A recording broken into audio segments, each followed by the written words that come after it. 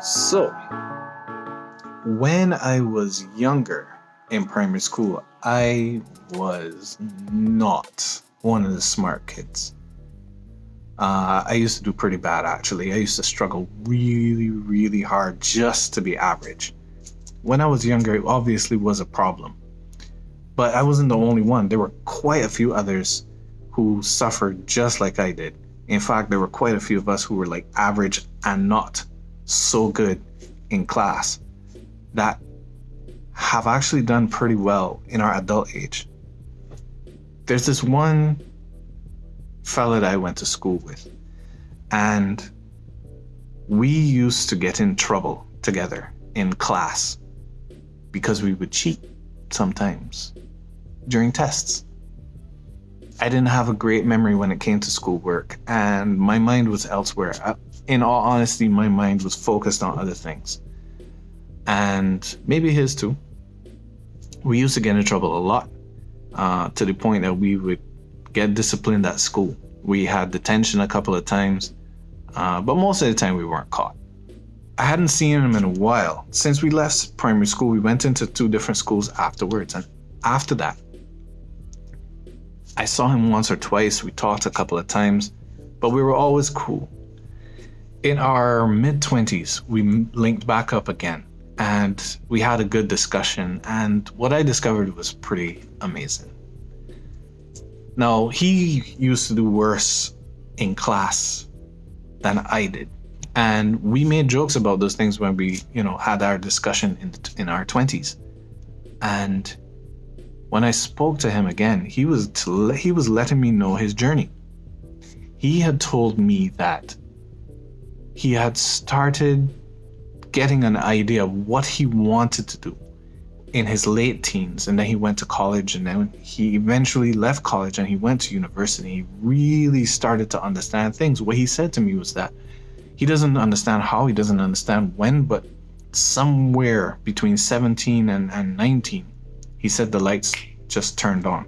Things just started to make sense, and he started to understand the work that was being given to him, and he really started to find the direction that he wanted to go. He pursued, and he did really, really well, so much so that he is actually working, well, I don't know if he is currently, but he was working for NASA at the time of our discussion. This is not a bullshit story. And it's really unique considering that, he's from the Caribbean and he worked his way up to be working with NASA. And I asked him what it was that he was working on. He told me he couldn't tell me.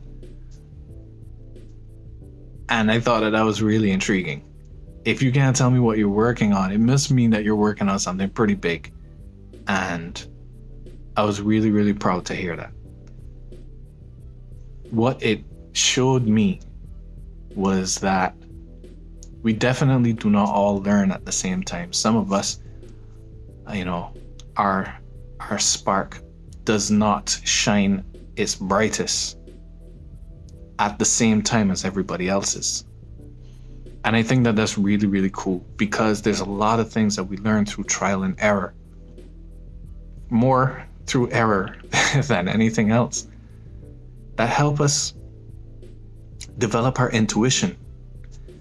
And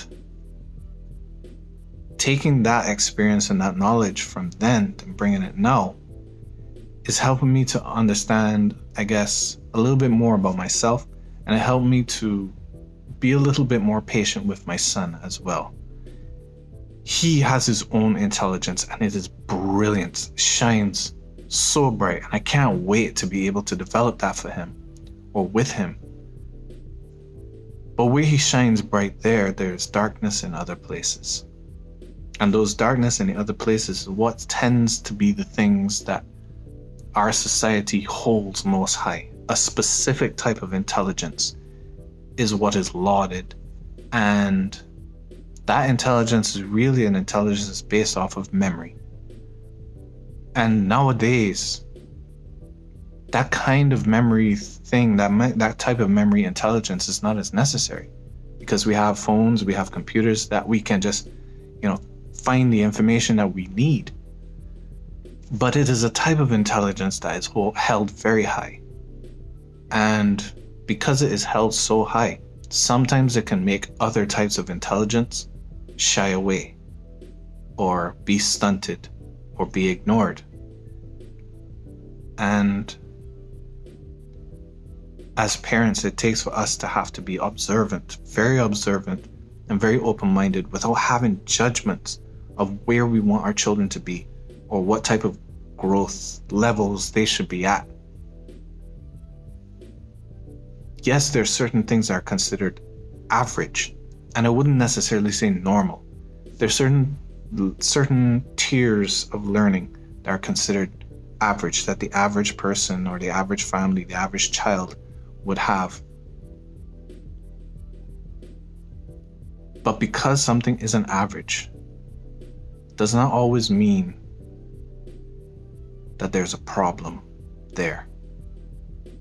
Doesn't always mean that something is wrong. It just means that there's another type of intelligence there, or there's another type of awareness that needs to meet a specific type of experience for it to fully bloom or for it to fully realize itself. Our environments play a great deal with how we develop and how we interpret what is important. And it's been very limiting up until this point. So I'm hoping that with these talks and these videos, that maybe some of what I'm saying makes sense, and that hopefully it will be useful and helpful to someone else out there. The only way that we can learn this and get better at it is the more we communicate. I can only call what I see as I see it.